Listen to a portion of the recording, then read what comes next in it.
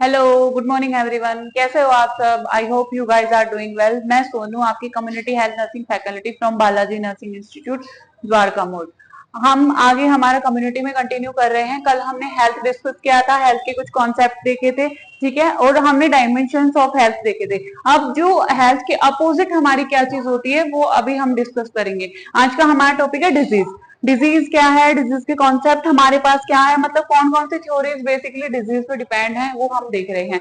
तो जो हमारा फर्स्ट जो मैंने एक वर्ड लिखा है कि डिजीज क्या होता है, जो आपकी हेल्थ है, ठीक है, हेल्थ से अपोजिट आप क्या बोलते हो कि मुझे डिजीज हो गई है। मतलब कोई भी पर्सन की हेल्थ है, वो एक हेल्दी इंडिविजुअल है, अगर उसकी नॉर्मल फंक्शनिंग में कोई अल्ट्रेशन आ जाता है तब वो क्या बोलता है कि मुझे कोई डिजीज हो गई है, ठीक है, या मुझे कोई इलनेस हो गई है, या मुझे सिकनेस हो गई है। समझ में आया? तो देखिए, जो डिजीज है इसको हम टू पार्ट्स में अगर हम ब्रेक डाउन करें इसका, तो फर्स्ट हमारा आता है डिजीज, टू वर्ड से मिलके हमारे पास बना हुआ है। फर्स्ट है हमारा डिस, सेकंड है हमारा ईज। डिस प्लस ईज, इसका क्या मीनिंग है हमारे पास कि डिस्कम्फर्ट और अनइजीनेस। मतलब डिजीज का मीनिंग हमारे पास क्या है कि कोई भी डिस्कम्फर्ट जो आपको फील हो रहा है या आपको थोड़ा अनईजी फील हो रहा है, उसको हम बेसिकली क्या, किस चीज का मीनिंग होता है, वो डिजीज का। डिजीज का मीनिंग आपको समझ में आया? डिस प्लस ईज, इसका मीनिंग है कि आपको डिस्कम्फर्ट फील होना या अनईजीनेस आपको लगना, ठीक है। ये आपका डिजीज का मीनिंग हो गया। डिजीज का मीनिंग आपको समझ में आया? डिस प्लस ईज, इसका मीनिंग है डिस्कम्फर्ट और अनइजीनेस। ये हो गया डिजीज का मीनिंग। नेक्स्ट है हमारा कॉन्सेप्ट ऑफ डिजीज। जैसे हमने हेल्थ के और एक देखिए, डिजीज का मीनिंग हो गया। अब डिजीज का मतलब क्या हमारी उसमें इंटरफेयर होता है, जो भी मतलब ये एक डिजीज एक स्टेट होती है या अपने ऑर्गन की या हमारी बॉडी की, जिसमें हमारा इंटरफेयर होता है किसके साथ, with functioning of the body. मतलब जो हमारी बॉडी की फंक्शनिंग है, अगर हमें कोई डिजीज हो गई है तो वो या तो हमारी बॉडी के या कोई पर्टिकुलर ऑर्गन की फंक्शनिंग के साथ क्या करेगी, इंटरफेयर करेगी, मतलब उसको डिस्टर्ब करेगी। समझ में आया? डिजीज का डेफिनेशन अगर हम बात करें तो disease is a state of organ और body which interfere with functioning of the body. इतना समझ में आया कि एक स्टेट है आपकी बॉडी की या किसी भी ऑर्गन की, जिसमें आपका क्या होगा, इंटरफेयर होगा किसके साथ, with the functioning of the body. जो आपकी बॉडी का फंक्शन है उसके साथ अगर आपको डिजीज हो गई है तो उसमें कुछ इंटरफेरेंस होगा, कुछ डिस्टर्बेंस होगा। समझ में आया डिजीज का definition? Disease is a state of a body और a organ which interfere with functioning of the body. जो आपकी बॉडी की नॉर्मल फंक्शनिंग है उसमें आपकी डिजीज क्या करेगी, इंटरफेरेंस करेगी, डिस्टर्ब करेगी। नॉर्मल टर्म्स में हम लगा के चले कि जो आपकी डेली लिविंग की जो एक्टिविटीज हैं वो डिस्टर्ब हो गई, या आपकी जो फिजिकल जो हेल्थ है उसमें कोई डिस्टर्बेंस आ गया, आपकी मेंटल हेल्थ में कोई डिस्टर्बेंस आ गया, या जो आपकी सोशल हेल्थ थी उसमें कोई डिस्टर्बेंस आ गया, तो हम क्या बोलेंगे, वो आपको क्या हो गई है, एक पर्टिकुलर डिजीज आपके अंदर ऑकर हो गई है। समझ में आया? हम किसी भी डिजीज को आइडेंटिफाई करने के लिए हम उसके physical health, mental health, social health को क्या करेंगे, पहले आइडेंटिफाई करेंगे कि हमारे पास जो अल्टरेशन है या जो इंटरफेरेंस है वो हमारी बॉडी में कहाँ अराइज हुआ है, तब हमें पता चलेगा कि क्या डिजीज कंडीशन है। ओके, नेक्स्ट हम डिस्कस करते हैं हमारे कॉन्सेप्ट ऑफ डिजीज। जैसे आपने हेल्थ के कुछ कॉन्सेप्ट देखे थे वैसे ही हमारे पास डिजीज के भी कॉन्सेप्ट हैं। तो जो हमारा फर्स्ट कॉन्सेप्ट है वो क्या है, जर्म थ्योरी। जर्म थ्योरी आपको नाम से ही पता चल रहा है कि इस थ्योरी के अकॉर्डिंग, इस थ्योरी ने हमें बताया था अगर कोई भी डिजीज किसी भी बॉडी में अराइज होगी वो किस वजह से अराइज होगी, किसी भी जर्म्स की वजह से। जर्म्स में आप इंक्लूड कर सकते हो कोई भी बैक्टीरिया आपके पास हो गया, कोई भी वायरस, प्रोटोजोआ, ठीक है, जो ऐसी चीजें हैं। इस थ्योरी ने हमें बताया था कि germs is responsible for causation of disease. Germs is responsible, germs is responsible for causation of disease, for causation of disease। समझ में आया आपको कि जर्म थ्योरी के अकॉर्डिंग डिजीज कैसे अराइज होती है, कैसे डिजीज अकर होती है। जर्म थ्योरी ने बताया था वन डिजीज वन जर्म, कि कोई भी एक पर्टिकुलर जर्म हमारी बॉडी के अंदर डिजीज कोज करने के लिए रेस्पॉन्सिबल होता है, ठीक है। लेकिन क्या ऐसा पॉसिबल है कि सिर्फ एक जर्म्स प्रेजेंट होने की वजह से ही हमारी बॉडी में डिजीज हो जाएगी? नहीं, ऐसा बिल्कुल भी पॉसिबल नहीं है, ठीक है। तो जर्म थ्योरी में आपको नाम से ही आपको याद रखना है कि कोई भी जर्म अगर आपकी बॉडी के लिए रेस्पॉन्सिबल है वो बताया था आपकी जर्म थ्योरी ने, जो आपकी फर्स्ट जो कॉन्सेप्ट है वो है। नेक्स्ट है आपका super natural theory. Super natural theory का क्या मतलब है कि ये जो सुपरनेचुरल थ्योरी थी इसके अकॉर्डिंग डिजीज कैसे होगी। जितनी भी आपकी इवल स्पिरिट्स होती हैं, जो भूत प्रेत आत्माएं आपकी होती हैं, काला जादू वगैरह जो होते हैं, मैजिकल स्पेल्स जो होती हैं, उसकी वजह से आपकी बॉडी में डिजीज अराइज होती है। जर्म थ्योरी ने बताया कि कोई भी जर्म है वो आपकी बॉडी में डिजीज कोज कर देगा। ठीक है, यहां तक हमने समझ लिया जर्म थ्योरी में। अब जो हमारी सुपरनेचुरल थ्योरी आई, इसके अकॉर्डिंग क्या था कि कोई भी सुपरनेचुरल पावर, मतलब कोई भी भूत प्रेत आत्मा, जो भी आप चीजें, काला जादू वगैरह, ठीक है, जो भी चीजें हमारे पास होंगी वो क्या कोज करेंगी, डिजीज कोज करेंगी। इसने बिल्कुल ही हमारी ऐसी थ्योरी दी थी जी कि ये तो बिल्कुल सुपरस्टिशन से ही रिलेटेड थी कि हमारी सुपरनेचुरल पावर्स क्या कर सकती हैं, हमारे अंदर डिजीज कोज कर सकती हैं। तो सुपरनेचुरल से आपको याद रखना है कि जितने भी घोस्ट, इवल स्पिरिट्स और जो मेडिकल स्पेल्स हैं वो आपकी बॉडी के अंदर डिजीज कोज करेंगी। कौन सी थ्योरी के अकॉर्डिंग, सुपरनेचुरल थ्योरी के अकॉर्डिंग। नेक्स्ट है आपका एपिडेमियोलॉजिकल ट्रेड। बेसिकली एपिडेमियोलॉजी आपकी क्या होती है और एपिडेमियोलॉजिकल ट्रायड आपका क्या होता है, ये अभी आपकी एक डिजीज पोजीशन में ही आपका कॉन्सेप्ट है एपिडेमियोलॉजिकल ट्रायड। किसी भी डिजीज की अगर मैं आपको बोलूं कि आप मुझे उस डिजीज की एपिडेमियोलॉजी बताइए, तो आप उसमें क्या देखोगे कि वो डिजीज किस फ्रीक्वेंसी से हो रही है प्रॉपर कम्युनिटी में, ठीक है, या फिर उसका डिस्ट्रीब्यूशन कैसा है, या उस डिजीज का कोज क्या है।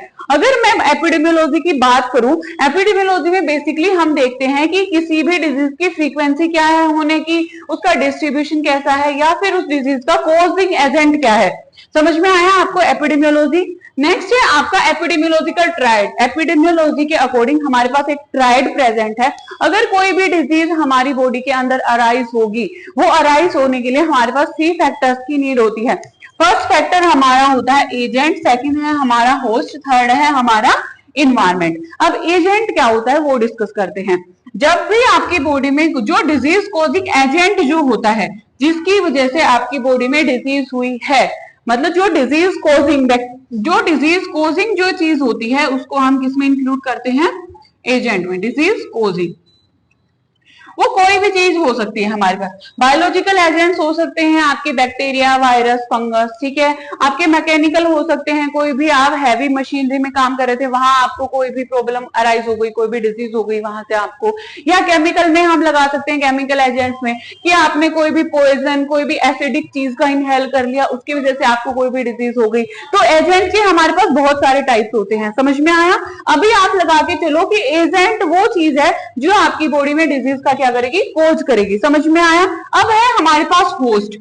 एजेंट चाहिए हमें जो डिजीज को कोज करेगा, होस्ट चाहिए जिसके अंदर एजेंट डिजीज कोज करेगा। ये कोई भी एक पर्सन है, ठीक है। अब एजेंट मान लिया मैंने, क्या है, बैक्टीरिया। समझ में आया। एजेंट क्या था हमारा, बैक्टीरिया। अब इसको डिजीज कोज करने के लिए प्रॉपर एक पर्टिकुलर एक इंसान की जरूरत है। मतलब जो ये इंसान हमने जो डिजीज जिसमें कोज होगी वो हमारा क्या है, होस्ट है।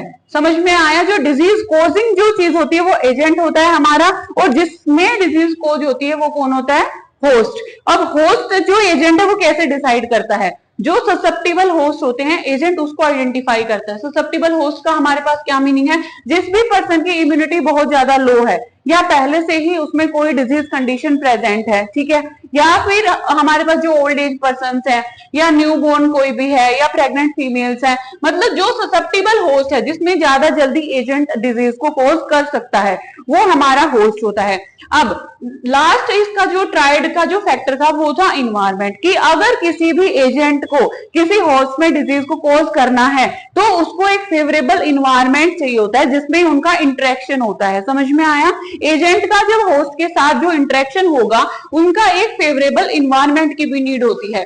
तो इस थ्योरी ने हमें क्या बताया था, जो एपिडेमियोलॉजिकल जो ट्रायड हमारे पास है जिसमें एजेंट, होस्ट और इन्वायरमेंट है, कि किसी भी डिजीज को कोज होने के लिए हमारे पास कितने फैक्टर्स की नीड है, हमें कोई एजेंट चाहिए, हमें होस्ट चाहिए, और एक हमें प्रॉपर फेवरेबल इन्वायरमेंट चाहिए जिसमें डिजीज कोज होगी। इसमें भी आपका फिजिकल इन्वायरमेंट हो सकता है, आपका बायोलॉजिकल। फिजिकल में जो आपकी एयर क्वालिटी वहां की कैसी है, ठीक है, वाटर क्वालिटी वहां की कैसी है, वो सब फिजिकल इन्वायरमेंट में आएगा आपका। बायोलॉजिकल में जो भी आपकी इन्वायरमेंट के अंदर इंसेक्ट वगैरह, रोडेंट्स वगैरह जो प्रेजेंट होते हैं वो भी डिजीज कोज करने में हेल्प करते हैं। तो एपिडेमियोलॉजिकल ट्रायड में आपने याद रखना है कि 3 फैक्टर्स हमारे पास थे जो किसी भी डिजीज के कोजेशन में हेल्प करते हैं। फर्स्ट था एजेंट, सेकंड था होस्ट और लास्ट था इन्वायरमेंट। ये हमारे लिए नेसेसरी होते हैं डिजीज की कोजेशन में। समझ में आया एपिडेमियोलॉजिकल ट्रेड। जो लास्ट हमारा कॉन्सेप्ट है वो है मल्टी फैक्टर। इसका आप नाम से ही आप आइडिया लगा रहे होगे कि मल्टी फैक्टर मतलब बहुत सारे फैक्टर्स रेस्पॉन्सिबल होंगे। जैसे आपका हमने हेल्थ में भी जो हमारा होलिस्टिक कॉन्सेप्ट था उसमें देखा था कि ऊपर जितने कॉन्सेप्ट थे सबको उसने मिक्स कर दिया कि हेल्दी रहने के लिए इंसान को ये सब चीजें करनी होगी। ऐसे ही डिजीज में जो अगर डिजीज कोज होगी तो उसमें हमारे पास मल्टी फैक्टर्स होते हैं किसी भी डिजीज को कोज होने के लिए। इसने अपना एपिडेमियोलॉजिकल ट्रायड को भी इंक्लूड कर लिया, इसने जो जर्म थ्योरी थी उसको भी इंक्लूड कर लिया, इसने जो सोशल जो इन्वायरमेंट था जो साइकोलॉजिकल फैक्टर्स थे उनको भी उन्होंने बताया कि जो हमारा सोशल जो है साइकोलॉजिकल फैक्टर्स हैं वो भी डिजीज कोजेशन में क्या करते हैं, हेल्प करते हैं। बस आपने याद रखना है जर्म थ्योरी में जर्म्स रेस्पॉन्सिबल होते हैं, सुपरनेचुरल में आपकी जो सुपरनेचुरल पावर्स होती हैं ghost, evil spirit, magical spells responsible होते हैं डिजीज के लिए। एपिडेमियोलॉजिकल ट्रायड में ये आपके लिए इंपॉर्टेंट है, इसमें आपने याद करना है कि किसी भी डिजीज कोजेशन के लिए 3 फैक्टर्स होते हैं, एक एजेंट होना चाहिए, एक होस्ट होना चाहिए, एक प्रॉपर इन्वायरमेंट होना चाहिए। और जो लास्ट कॉन्सेप्ट था वो था हमारा मल्टी फैक्टर थ्योरी कि किसी भी डिजीज के कोजेशन में हमारे पास मल्टीपल फैक्टर्स होते हैं जो डिजीज को कोज करवा सकते हैं। ओके, एंड लास्ट है हमारा आइसबर्ग फिनोमिनन कि नहीं, ये आपकी यहाँ कॉन्सेप्ट ऑफ डिजीज कंप्लीट हो गया है। ठीक है, तो आप ये रिवाइज कर सकते हैं। हम एक और छोटा सा टॉपिक पढ़ रहे हैं, आइसबर्ग फिनोमिनन हमारे पास क्या होता है कि आपकी जो कम्युनिटी के अंदर जो डिजीज प्रेजेंट होती हैं उनको आइडेंटिफाई करने के लिए, उनको क्लासिफाई थोड़ा सा करने के लिए कि वहां कैसे डिजीज प्रेजेंट हैं, उनके लिए आपके एक आइसबर्ग फिनोमिनन दिया गया था। इसमें आपकी जो डिजीज का कंपैरिजन है वो किससे किया गया था, आइसबर्ग से किया गया था। समझ में आया, डिजीज का मतलब कंपैरिजन किया गया है कि कैसे एक कम्युनिटी में डिजीज होती हैं। अब मैंने यहाँ एक आइस बनाई है, ठीक है, आइसबर्ग है आपका ये आपकी वाटर की लाइन है। ठीक है, यहां तक आपका वाटर है। अब मुझे बताओ कि जो वाटर के ऊपर वाला पार्ट जो है वो स्मॉल है या वाटर के नीचे वाला पार्ट आपका स्मॉल है, ऊपर वाला पार्ट स्मॉल है। तो जो ये आपकी फ्लोटिंग टिप होती है, फ्लोटिंग टिप, जो आपकी फ्लोटिंग टिप है वो किस पार्ट को इंडिकेट करती है, किसी भी डिजीज के सिम्टोमेटिक केसेस को इंडिकेट करती है कि अगर किसी भी कम्युनिटी में हमारे पास सिम्टोमेटिक केसेस तो सिर्फ जो आइस फ्लोटिंग टिप है इतने ही होते हैं, और जो एसिम्टोमेटिक केस होते हैं जिसमें कोई सिम्टम्स नहीं होते लेकिन फिर भी उसमें डिजीज क्या होती है, प्रेजेंट होती है, वो हमारे पास कौन सा होता है, जो सबमर्ज्ड पार्ट होता है। ठीक है, सबमर्ज्ड पार्ट जो हमारा आइसबर्ग का जो फ्लोटिंग टिप है वो किसको इंडिकेट करता है, सिम्टोमेटिक केसेस को। इसमें आप मान सकते हो कि जितने आपके केसेस प्रेजेंट हैं, क्लिनिकल केसेस, वो कहाँ होते हैं, आपकी फ्लोटिंग टिप रिप्रेजेंट करती है। और जो आपके एसिम्टोमेटिक केसेस कौन रिप्रेजेंट करता है आइसबर्ग में, एसिम्टोमेटिक, तो सबमर्ज्ड पार्ट। तो इसमें आप मुझे आइडेंटिफाई करके बताइए कि कम्युनिटी में मैक्सिमम डिजीज हमारे पास मतलब कम्युनिटी में ज्यादा डिजीज कौन सी है, सिम्टोमेटिक की है या एसिम्टोमेटिक की है, आइसबर्ग फिनोमिनन के अकॉर्डिंग। देखो फ्लोटिंग टिप हमारी सबमर्ज्ड पार्ट से क्या दिखाई गई है, छोटी दिखाई गई है। इसका मतलब है कि कम्युनिटी में जो आपके सिम्टोमेटिक केसेस हैं वो बहुत ही मिनिमम लेवल पे प्रेजेंट हैं in comparison to asymptomatic cases. Community में बहुत सारे केसेस तो डिजीज के आपके ऐसे हैं जिसके ना सिम्टम्स हमारे पास दिख रहे हैं हमें, ना डॉक्टर उनको क्या कर पाता, डायग्नोज कर पाता। डायग्नोज केस हमारे सिर्फ कौन से हैं, जो सिम्टोमेटिक केसेस हैं वही। ठीक है, जो आपके डायग्नोज केस हैं वो कौन से हैं, जो सिम्टोमेटिक जो केसेस हैं।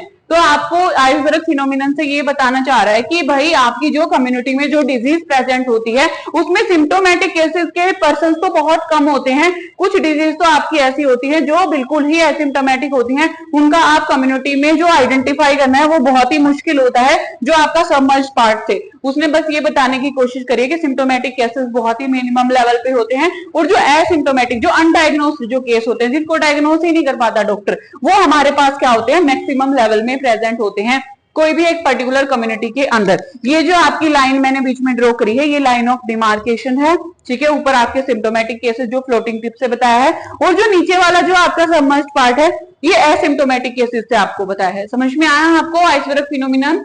ओके, तो ये हमारा हो गया disease, concept of disease and iceberg phenomenon. अगर आपको कोई भी डाउट है तो आप पूछ सकते हैं, और अगर आपको जीएनएम में एडमिशन के रिगार्डिंग कोई भी आपको क्वेश्चन है, क्वेरी है, तो आप हमारे कैप्शन में डिटेल्स है वहां आप कांटेक्ट कर सकते हैं। Okay, thank